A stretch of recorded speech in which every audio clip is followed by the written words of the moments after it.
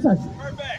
Dirka is a Trinidadian Canadian, a poly-engineer, and an activist with the London Regional Social Forum. And these are her words that I'm honored to read today. Revolutionary greetings to all gathered here in solidarity with the Bolivarian Republic. Due to a family event, I cannot be here today to address you in person. This brief address will summarize the imperialist attacks on the traditional lands of the Taino, Arawak, Warao, and Carib. Caricom may have declared the Caribbean a zone of peace, but there is a great sense of unease, anger, and fear throughout the archipelago. Our Caribbean neighbours are being bullied, murdered, and economically strangled.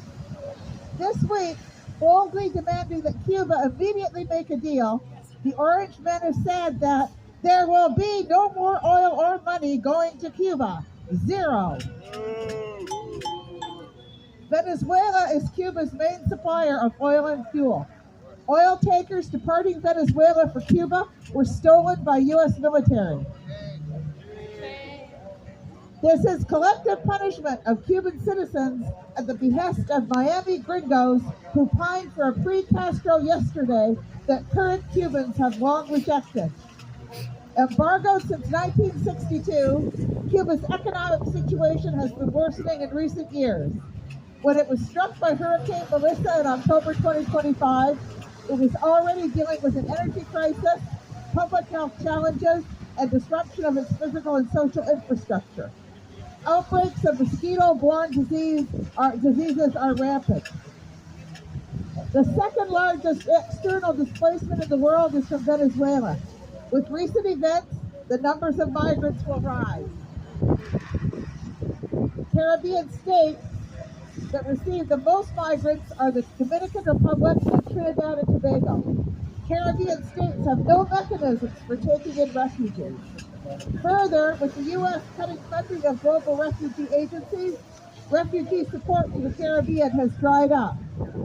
In Trinidad and Tobago, Venezuelan migrants face food insecurity, discrimination, and a lack of access to health care, education, and employment. Those leaving are impoverished.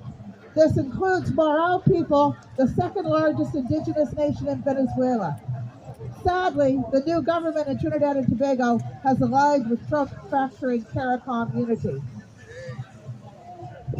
The militarization of the Caribbean has taken lives and livelihoods. Fishers, typically subsistence workers, may be facing deepening poverty and food insecurity. Grenada's PM, refused to host U.S. military radar installations. The U.S. hit them with an increased travel advisory. Tourism is the largest source of income for most countries. Many, like Grenada and Jamaica, need the income to recover from recent hurricanes. Antigua and Barbuda and Dominica, tiny countries with high unemployment, struck a deal to accept asylum seekers rejected by the U.S. In Guyana, where poverty rates are 50%, citizens are pissed by a similar deal. One wonders who convinced St. Kitts and Nevis not to accept patient asylum seekers. This is a symbolic exception.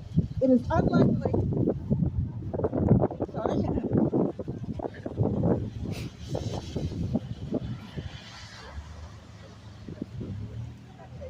It's unlikely that the U.S. is offering in exchange will provide security and improved living conditions for the asylum seekers or their Caribbean hosts. Canada is once a victim and accomplice of U.S. imperialism.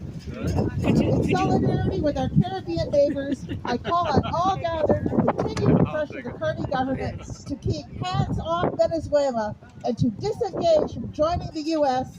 in recolonization of the Caribbean through economic warfare, gunboat diplomacy, and unlawful acts.